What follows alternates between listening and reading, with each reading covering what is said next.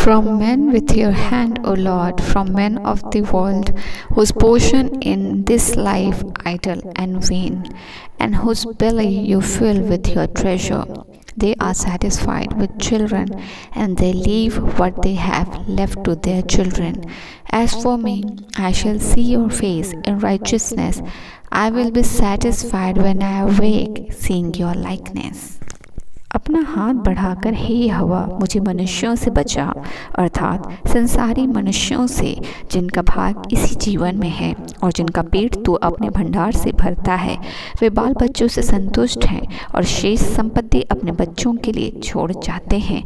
परंतु मैं तो धर्मी होकर तेरे मुख का दर्शन करूँगा।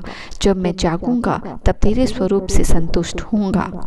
जो तेरे खोजी हैं पिता परमेश्वर, जो तेरे साम्राज्य के खोजी हैं, जो तेरे विश्वासी है और जो तेरे भय मानने वाले तेरे डरवैये हैं, उनका परमेश्वर संतुष्टि ना तो इस संसार के परमेश्वर उन्नति पर है, ना परमेश्वर इस संसार की ग्रोथ पर है, ना उस पोजीशन पे है, ना उस पावर पे है, ना उस ताकत पे है जो यहाँ रह कर यहीं ख़त्म हो जाता है। पर परमेश्वर जो तेरे खोजी हैं, जिन्होंने तुझे पाया है, जो तेरे डरवैये हैं, जो हर दिन तेरे साम्राज्य के खोज में लगे रहते हैं, जिनके पास परमेश्वर तेरे ज्ञान का भंडार है और जिन पर तूने अनुग्रह किया है कि वो तेरे ज्ञान को जान ले, वो स्वर्ग राज्य के खजाने को समझ ले, परमेश्वर उनकी संतुष्टि तू है। मेरे परमेश्वर वचन ये भी कहता है कि स्वर्ग में अगर तू नहीं पिता परमेश्वर तो स्वर्ग भी कुछ नहीं है। मेरे प्रभु जी, प्रेम जो परमेश्वर ने हमसे किया है, वो अनंत प्रेम जिसके द्वारा आज हम यीशु मसीह में परमेश्वर के लिए बचाए गए हैं, उस अद्भुत प्रेम के बारे में परमेश्वर तेरे डरवैये वचन में ये लिखते हैं। मेरे परमेश्वर, हमारा संतुष्टि ना संसार है, ना परमेश्वर पोजीशंस है, ना परमेश्वर वंशज है, ना मैरिज है। परमेश्वर सबसे उत्तम और सबसे प्राथमिक संतुष्टि कि जब हम जागेंगे हम अपने आप को परमेश्वर के स्वरूप में पाएंगे और हम संतुष्ट होंगे, क्योंकि हमारी धार्मिकता परमेश्वर के साम्राज्य की खोज करना और उस धार्मिकता को पा लेना जिसमें हम परमेश्वर के लिए ग्रहण योग्य निकल जाएं, वो सबसे बड़ा संतुष्टि है। जिस दिन परमेश्वर हमें देख हमारा जीवन उनके लिए ग्रहण योग्य निकले और जब हम अपने जीवन की जर्नी को पूरा कर एक अच्छा लाइफ जीकर जब जाए और वो मीनिंगफुल ग्रहण योग्य हो, वो संतुष्टि है। परमेश्वर, एक मीनिंगफुल लाइफ जीना एक मसीह के लिए बहुत आवश्यक है, वो प्राथमिक है।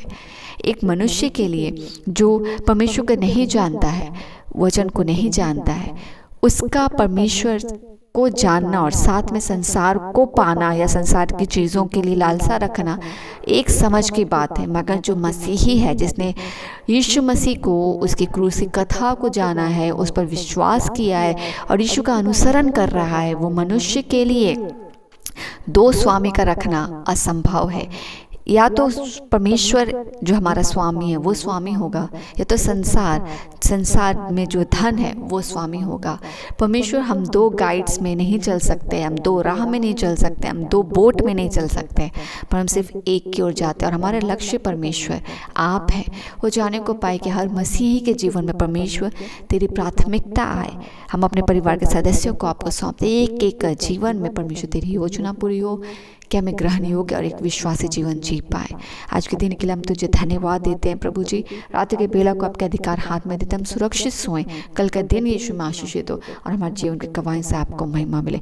हमें कंप्लीट सुरक्षा प्रदान कर पिता कि हम तेरी छत्र छाया में सुरक्षित रहें। हम शरीर प्राण आत्मा, हम शारीरिक मानसिक आत्मिक रीति से सुरक्षित रख पिता।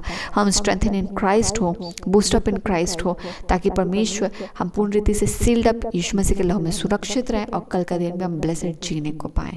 धन्यवाद देते हैं। इन सभी प्रार्थना को मांगते पिता, दया अनुग्रह सुनिए, स्वर्ग के राज में ग्रहण कीजिए यीशु के नाम से, आमीन।